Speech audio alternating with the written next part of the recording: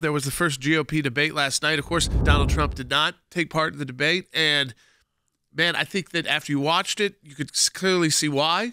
It does seem to me, not that all these folks, some of these folks are good people, and some have done a lot of work with us here at the ACLJ, but it certainly seemed like the JV team on the stage and the varsity player wasn't there. And I say that because there was a lot of rehearsed lines, a lot of prepared statements. Donald Trump wins the debates, but for the fact that no one's poll numbers are going to go up enough to be a challenge to Donald Trump after this. I'll tell you, some of the people that didn't make as big of a stand as I would have liked to see Tim Scott come out of his shell a little bit more. He did towards the end, but it was a slow start. The story that he has about being raised by a single mother is compelling, but everybody's heard it now 100 times. Yeah, I think that this idea that this was the introduction for a lot of people, it's actually not. I think that most people that are watching the Republican primary, they've now seen most of this field. Maybe they don't know the random people on the ends, the Doug Burgums or they shouldn't have been there. They did fine, but it was just a waste of time. His broken leg. Yeah, they had some fun lines. Nothing you were like screaming. I mean, Asa, I think you had some stuff that he was the only one who definitely didn't raise his hand. If former President Trump is convicted in a court of law, would you still support him as your party's choice? Please raise your hand if you would. It was him and Christie said he didn't, but really kind of did. I don't know. That one was a little odd. But again, I don't love those things in general. I thought if you were not willing to back the Republican nominee, you weren't supposed to be on that debate stage. It was tough because you're like sitting there going, none of these people are going to be the nominee.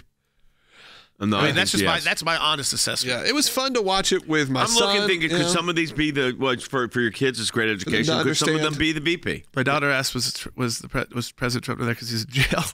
She's heard so many times arrested. Yeah. And, how to explain arraignment to a 7-year-old. He did say, my son was like, man, all they're doing is yell. Like, and they didn't really, but I think he walked in the one time. He's like, they're all just yelling about Trump. And he's like, I don't know if I want to watch. It's the only person he was familiar with, which was interesting because Trump made this impact last time on him when he was little was DeSantis. And I think it's because I was driving the car with me. And I think it's also because in Florida, we spent a good bit of time in Florida, that he's heard that and he's heard all the Disney controversy. Yes. So my son, that impacts people. If you always look at who kids, when they always say like kids pick the president, it's usually a pretty good indication because they're hearing from their parents who ends up picking the president. A lot of times it's accurate. So that could be interesting too. Does DeSantis have enough name value still to push him, to keep pushing him? The question is going to be: is in a month from now or 2 weeks from now, is DeSantis going to be number 2 or is he going to be number 3? Former President Trump's called this the vice president's debate.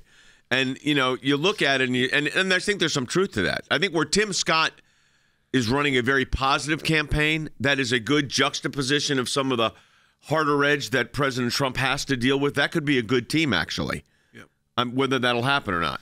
Yeah, I mean, listen, I think that you could see a vice president out of that field. You could also, that field may not, maybe some cabinet members and things like that.